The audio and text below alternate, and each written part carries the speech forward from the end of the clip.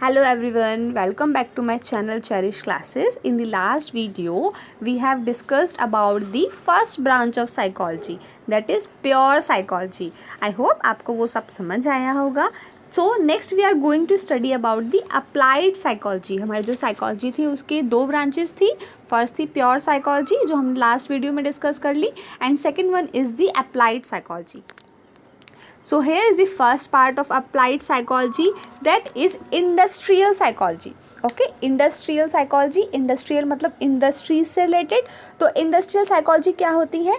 Industrial psychology applies psychological principle to assist public. Okay, ये किसके लिए यूज़ की जाती है? To assist public and private organization with their hiring and placement program.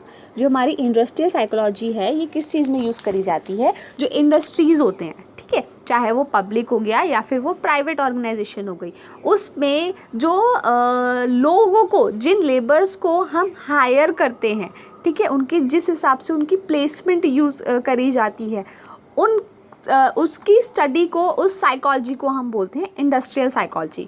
इसमें क्या होता है, उनको जिस तरीके से ट्रेनिंग दी जानी है, उनका किस तरीके से सुपरविज़न किया जाना है और उनकी कम्युनिकेशन स्किल्स को कैसे इम्प्रूव किया जाना है, तो उसमें जो साइकोलॉजी यूज़ होती है ये होती है हमारी industrial psychology.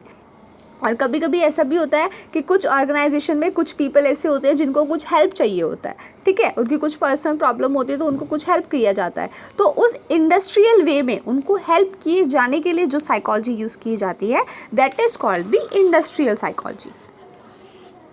Next one is the legal psychology.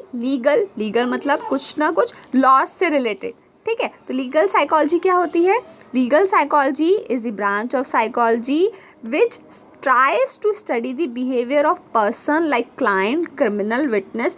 जो इन लोगों के जो माइंड को समझने के लिए जो साइकोलॉजी यूज़ करी जाती है, जो क्लाइंट्स हो गए, क्रिमिनल्स हो गए, विटनेसेस हो गए, लॉयर्स हो गए, इनके माइंड को स्टडी करने के लिए, इनके बिहेवियर को समझने के लिए जो साइकोलॉजी यूज़ की जाती है उसको बोला जाता है legal psychology.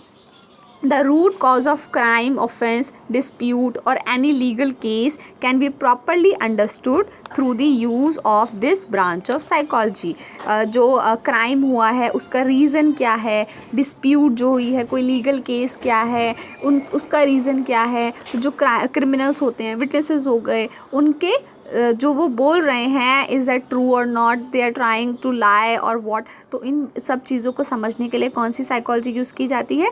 Legal psychology. Next one is the military psychology. Military psychology means हमारे जो फोर्सेस हो गई उनसे रिलेटेड हो गया. तो मिलिट्री साइकोलॉजी में क्या होता है? It is concern with the use of psychology principle and technique in the military science. जो हमारा मिलिट्री साइंस हो गया उसमें जो साइकोलॉजी यूज़ करी जाती है, उसमें उसकी जो प्रिंसिपल्स हो गए, उसकी जो टेक्निक्स हो गए, उसको समझने के लिए जो साइकोलॉजी यूज़ की जाती है उसको बोलते हैं मिलिट्री साइकोलॉजी. ये मोस्टली कब होता है? जब वॉर का टाइम होता है. ओके, जब वॉर का टाइम होता है तो जो सोल्जर्स हो गए या जो सिटीजन्स हो गए, उनका जो मोरल होता है वो थोड़ा लो पड़ जाता है, ठीक है, लोग डर जाते हैं कि क्या होगा, अब क्या होगा. तो उस मोरल को हाई करने के लिए, ठीक है, उस मोरल को हाई करने के लिए मिलिट्री साइकोलॉजी यूज़ की जाती है. सोल्जर्स के लिए भी और सिटीजन्स के लिए भी, दोनों को मोटिवेटेड रखने के लिए मिलिट्री साइकोलॉजी यूज़ करी जाती है. Next one is the political psychology. Political हो गया हमारी पॉलिटिक्स से रिलेटेड. तो जो पॉलिटिक्स होते हैं, जो पॉलिटिकल्स होते हैं, वो क्या, कौन सी वाली साइकोलॉजी यूज़ करते हैं सिटीजन्स को मैनिपुलेट करने के लिए, उसको बोलते हैं पॉलिटिकल साइकोलॉजी. पॉलिटिकल साइकोलॉजी में क्या होता है? This branch of psychology relates itself with the use of psychology principle and technique in studying politics and driving political gains. जो हमारे जो पॉलिटिक्स है उसको पढ़ने के लिए जो साइकोलॉजी यूज़ करी जाती है, और जो पॉलिटिक्स में जो फ़ायदा चाहिए, ठीक है, वो फ़ायदा कैसे आना है, उसके लिए भी पॉलिटिकल साइकोलॉजी यूज़ करी जाती है. Next one is the educational psychology. Education मतलब हमारी एजुकेशन से रिलेटेड. एजुकेशनल साइकोलॉजी क्या होती है? It is a branch of applied psychology which tries to apply the psychological principle, theories and techniques to human behaviour in educational situation. ये वाली psychology क्या करती है? जितने भी प्रिंसिपल हैं, ठीक है। साइकोलॉजी में जितने भी प्रिंसिपल हैं, जितनी भी थ्योरीज हैं, जितनी भी टेक्निक्स बनी हैं, उनको ह्यूमन बिहेवियर के अकॉर्डिंग लेके चलते हैं, ठीक है। ह्यूमन बिहेवियर को जो एजुकेशन सिस्टम है उनका, जो ह्यूमन का जो एजुकेशन सिस्टम है उसको स्ट्रॉन्ग करने के लिए, ठीक है, उनकी लर्निंग पावर को स्ट्रॉन्ग करने के लिए एजुकेशनल साइकोलॉजी यूज़ करी जाती है। कुछ प्रिंसिपल ऐसे होते हैं कि हम नॉर्मली उसको कितना ही बैठ के पढ़ते रहें, उसको याद करते रहे, बट हमको नहीं समझ आता। बट कुछ ऐसी ट्रिक्स होती है, कुछ ऐसी बातें होती है, जैसे अगर हम पॉइंट्स में उसको लिखने लग जाएँ तो हमको वो लर्न हो जाती है, हम समझ जाते हैं कि हाँ। या बड़े बड़े पैरे को अगर हम देखते हैं तो हम बोलते हैं यार ये नहीं हो पाएगा, बहुत बड़ा है, बट अगर हम उसको शॉर्ट शॉर्ट लेके चलते हैं तो वो हमको समझ आ जाता है। तो यही होता है हमारा एजुकेशनल साइकोलॉजी में, ये हेल्प करता है in improving our learning process. So last one is the clinical psychology. Clinical psychology हमारी मेडिकल से रिलेटेड हो गया, ठीक है। क्लिनिकल साइकोलॉजी में क्या होता है, this is the largest applied psychology. ये जो होती है ये हमारी सबसे बड़ी साइकोलॉजी होती है, क्योंकि जो साइकोलॉजी होती है वो मोस्टली हमारे मेडिकल एरिया में यूज़ करी जाती है।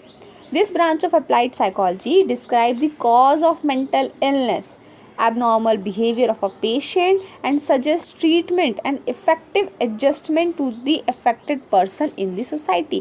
तो ये वाली जो होती है क्लिनिकल साइकोलॉजी, ये क्या काम करती है, ये जो मेंटल इलनेस है, ठीक है, कोई भी अगर पर्सन है वो, उसको कोई मेंटल डिसऑर्डर है या कोई भी पेशेंट है उसको कोई एबनॉर्मल बिहेवियर वो कर रहा है या उसको कोई ट्रीटमेंट दिया जाना है, तो उसके कॉज को, उसका जो कारण है, उसके ऐसे बिहेवियर का जो कारण है वो किस में आता है, वो हमारा क्लिनिकल साइकोलॉजी में आता है, ठीक है।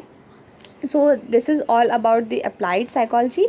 आई होप आपको ये सब समझ आया होगा। अगर आपको कुछ भी डाउट है you can ask me in the comment box. Thank you so much.